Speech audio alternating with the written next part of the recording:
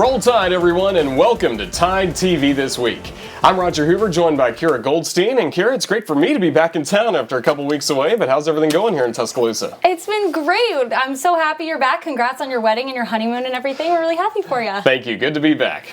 To open the season, the Crimson Tide hit the road as number 2 Alabama traveled to Columbia to take on the Missouri Tigers. On Alabama's second possession of the game, Crimson Tide got on the board. Najee Harris punched it in from 1 yard out for the score. After stopping the Tigers on 4th and 2, the Tide struck again. This time, Mac Jones was able to connect with Jalen Waddle for the 18-yard touchdown, 14-0 Alabama. The Crimson Tide had 4 touchdowns in the first half, 2 by Harris and 2 by Waddle. Harris again from 1 yard out. That made it 21-0. After a Missouri field goal, Jones connected with Jalen Waddle again. This 23-yard touchdown gave the Crimson Tide a 28-3 lead at halftime. The Alabama defense came up big to begin the second half. Patrick Surtain recovered the Missouri fumble, and Najee Harris made them pay with his 3rd touchdown of the game.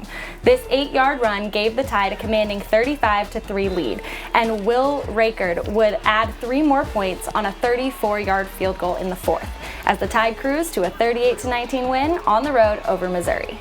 Certainly a nice win for Alabama, and with several top-ranked teams getting upset this past weekend, the 38-19 victory certainly was good for the Tide on the road to open the season.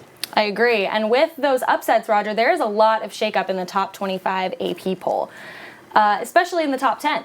As we look at the poll, the top 2 remain the same with Alabama and Clemson. Also, Alabama picking up a few more first-place votes to bring their total to 3. Also, Florida leapfrogs Georgia to move up to number 3 behind the Tide. The Georgia Bulldogs remain at 4, with Notre Dame entering the top 5 as well this week.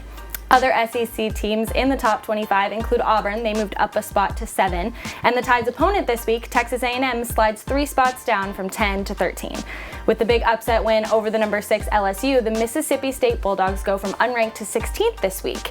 The Tigers of LSU slide down from 6th to 20th. And the Tennessee Volunteers give us 8 teams, Roger, 8 teams in the top 25. Despite winning, though, the Volunteers do slide down to spot number 21. Well, before we preview the Tide's upcoming matchup with Texas A&M, let's take an all-access look behind Alabama's season-opening victory over Missouri. This all-access feature is brought to you by ATI.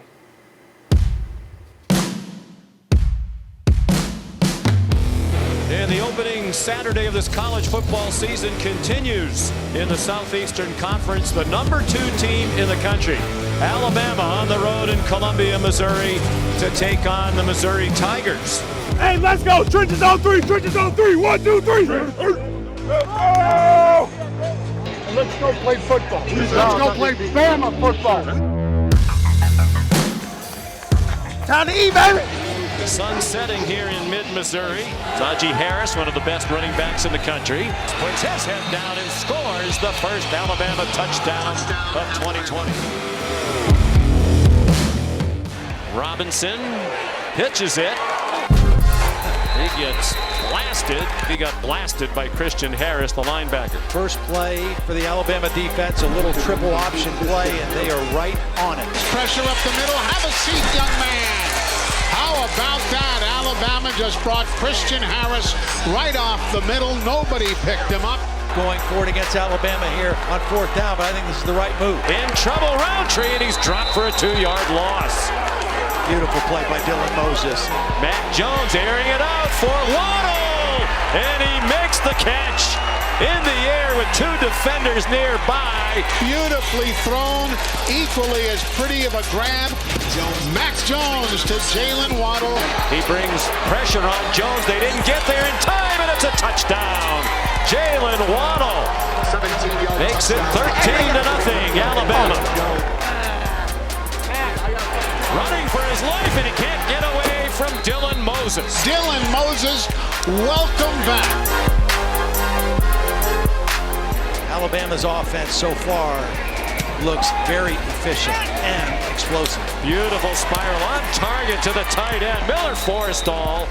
Jalen Waddle lunges for the pylon. If he'd have stayed with the reach, he has the touchdown easily, and instinctively he pulled the ball back to protect it, giving probably Najee Harris another touchdown instead of one for himself. Give to Najee, right, left, up the middle, Touchdown, Alabama. You should give that one to him. That's cheap. I was just telling him that.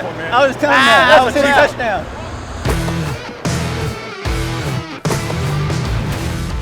Jones has completed balls to 6 different receivers.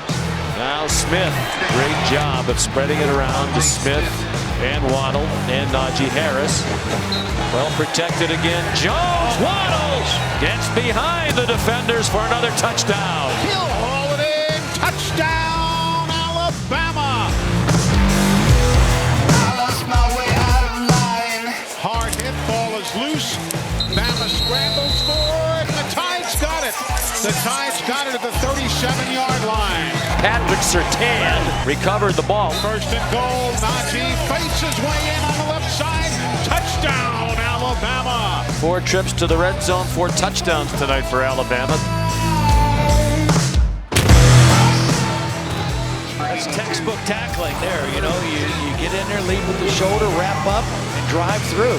He's being chased, and that knocks the helmet off Sean Robinson's head. Alabama is really just closing in on everybody.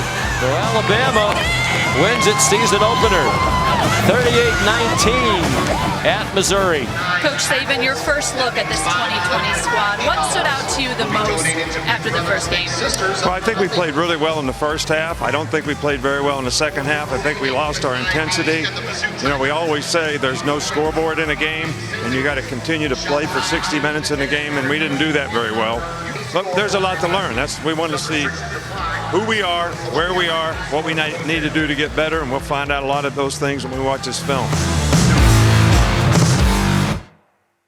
TideTV This Week is presented by the University of Alabama, where legends are made. Ford, for great offers on F-150, see your local Ford dealer. Proud sponsor of the Crimson Tide. Welcome back to Tide TV This Week. You know, football is back, Kira, and what a great first weekend of college football, especially in the SEC. Yeah, there were some exciting games in the SEC and across the board. I'm really looking forward to week 2. It certainly was some big matchups and some upsets as well. We like that. Yeah. To preview Alabama's matchup against Texas A&M this week, Christopher England joins us now. Christopher? The Alabama Crimson Tide opened the season with a win on the road over Missouri. Now the Tide returns to Bryant-Denny Stadium for their home opener this weekend as the Tide hosts Texas A&M to preview the top 15 matchup between second-ranked Alabama and 13th-ranked Texas A&M. I'm joined by former Alabama quarterback and current Crimson Tide Sports Network analyst John Parker Wilson. It's great to have you with us again, John Parker. Great to be here, 1-0, getting ready for a top 15 matchup, like you said. So great week and going to be a great weekend. It is going to be a great weekend. Last weekend, the Tide rolled over Missouri 38-19, but the Aggies struggled at home against Vanderbilt, escaping with a 17-12 win. What can we take away from that opening weekend for both teams? You know, I think it was a struggle for Texas A&M. First game of the season, though, there's so much unknown. There's so much with COVID-19 going on, with limited practices. So really all you want to do is escape with a win. We always say the biggest improvement comes from week 1 to week 2 because now there's film on the other team that you can watch, but you can also go watch yourself against other people. See how your guys did that you thought would do really good. Did they meet your expectations, or is there a room of improvement? So if I'm Texas A&M, look, it's a victory. 1-point victory is all we ever want, is just winning. And they were able to do that. Kellen Mond, he's a veteran guy, veteran quarterback, so he's going to learn a lot from week 1 to week 2. But looking at Alabama, I think we played pretty well. I think we came out of the gates hot. Mac Jones, almost 250 yards passing through the air. Najee Harris, 98 yards on the ground. I think we came out. Our offensive line dominated the line of scrimmage early.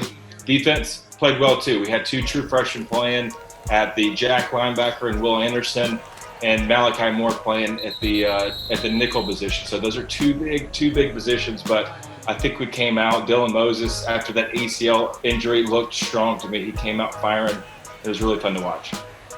Well, John Parker, last season, Texas A&M was a very good rushing team, and with dual threat Kellen Mond, their offense were very successful at times. But last week against Vandy, the Aggies mixed it up. They ran some option, a few pistol formations to go along with their pro spread offense. But in that game, they had 5 fumbles, including 3 from Kellen Mond, as they struggled to put up points. How do you see the Alabama defense matching up with this offense of Texas A&M?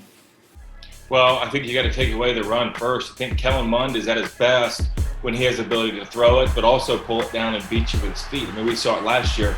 The guy can run. He is really elusive when he gets out in the open field. But for Alabama, the front seven, it's just going to be applying pressure. Isaiah Spiller, really good running back. So when they have that ground attack running for Texas A&M and Jimbo Fisher, it really opens up everything with the passing game. I think what looking at Alabama, what we were able to do last week with just our front seven guys was affect the passing game so much that Missouri didn't really even take shots downfield. So we really shortened the field. They were scared to throw it downfield because they didn't want to get sacked. Only one sack from Alabama's defense last week. That wasn't because we weren't getting pressure or quarterback hurries. It's because Missouri was in the quick game the entire time. We dictated what Missouri was doing. Alabama's defense has got to do this again this week against Texas A&M because Kellen Mond, when he gets hot, he's hot. He's a very streaky quarterback, so we just got to keep him on edge the whole day.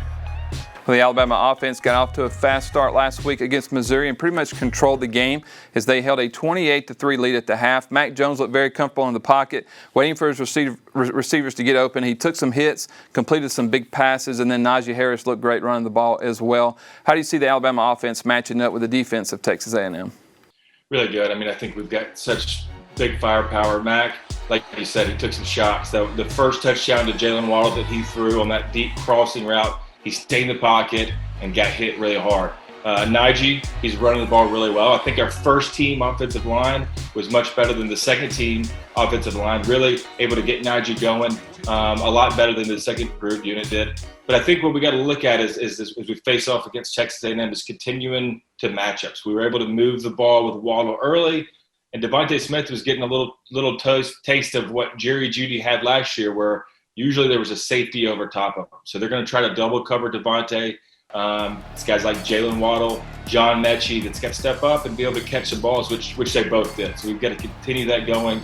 But with the amount of different weapons we have on offense, it's going to keep every defensive coordinator on their toes all year. Texas A&M this week is no different. Defensive coordinator Mike Elko, he's a veteran. He knows what he's doing. I think he's going to throw a lot more at Mac Jones and the Alabama offense that we saw from Missouri. So a lot more blitz packages, more exotic on third downs, as opposed to Missouri was just kind of lining up, playing ball. Now, I think Missouri had a really good defense. They were the 14th ranked defense coming in from last year, and they played pretty well. Their two safeties, their middle linebackers are really good players, some of the best we're going to see all year. So our offense has got to continue to build on what we did last week because I think it was a pretty good performance from our first team. Well, great stuff as always, John Parker. Thank you. Roll Tide. Hey, Roll Tide. Kickoff is scheduled for 2:30 on CBS inside Bryant-Denny Stadium. Stay with us. We'll have more Tide TV this week coming up next.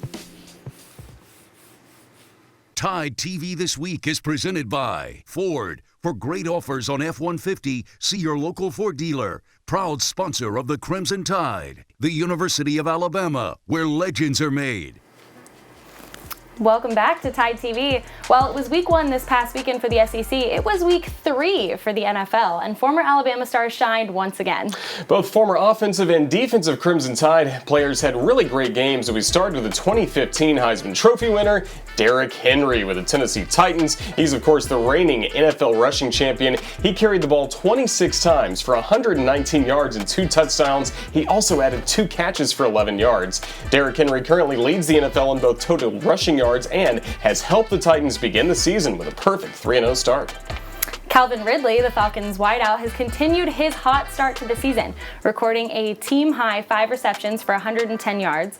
Through 3 weeks, Ridley ranks second in the league in receiving yards. Jonathan Allen was one of 6 former Crimson Tide players playing in the Washington-Cleveland game. Allen led the way for Washington with 9 total tackles, including a tackle for a loss. He also had a sack and a quarterback hurry against the Browns.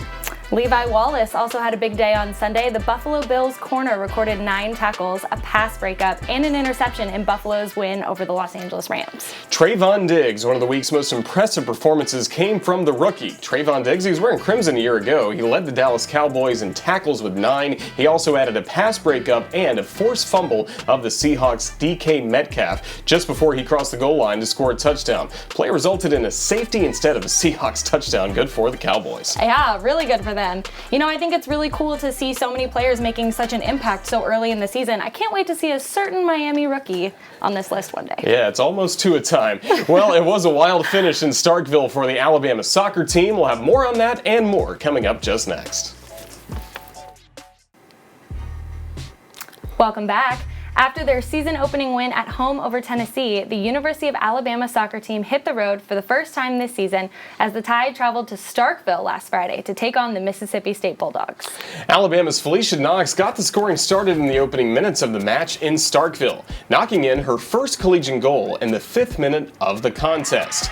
Then after that, play kind of remained quiet for a majority of the remaining 85 minutes, as it looked like the Crimson Tide was going to come away with a 1-0 win.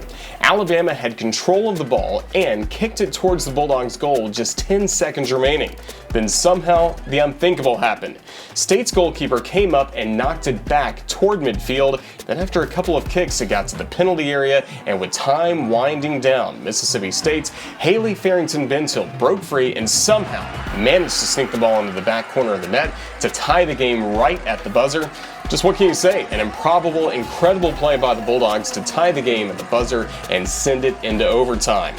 Through 2 overtime periods, both squads fired off a pair of shots, but no luck in finding the back of the net as the contest ended in a 1-1 tie.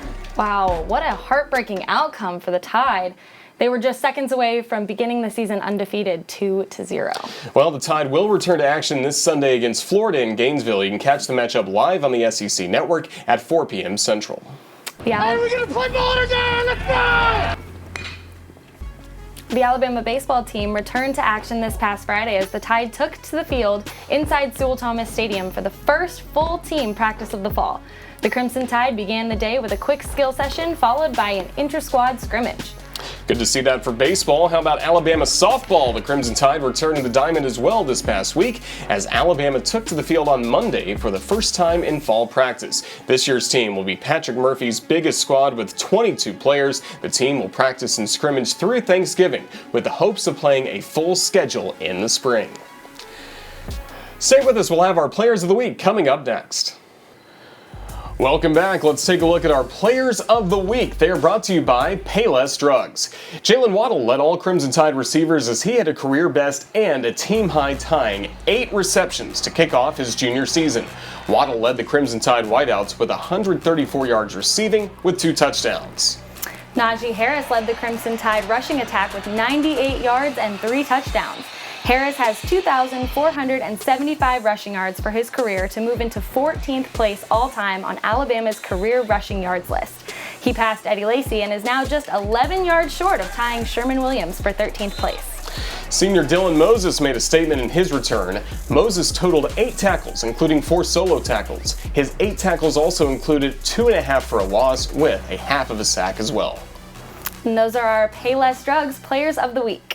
Thank you for watching Tide TV this week. We hope to see you next week. Roll Tide, everybody. Roll Tide. This has been a presentation from Learfield IMG College.